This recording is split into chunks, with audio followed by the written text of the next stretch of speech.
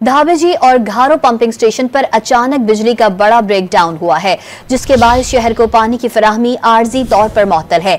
मजीद जानते हैं don news के नुमाइंदे इमरान अहद खान से। जी इमरान, बताइएगा क्या वजह बताई जा रही है ब्रेकडाउन की?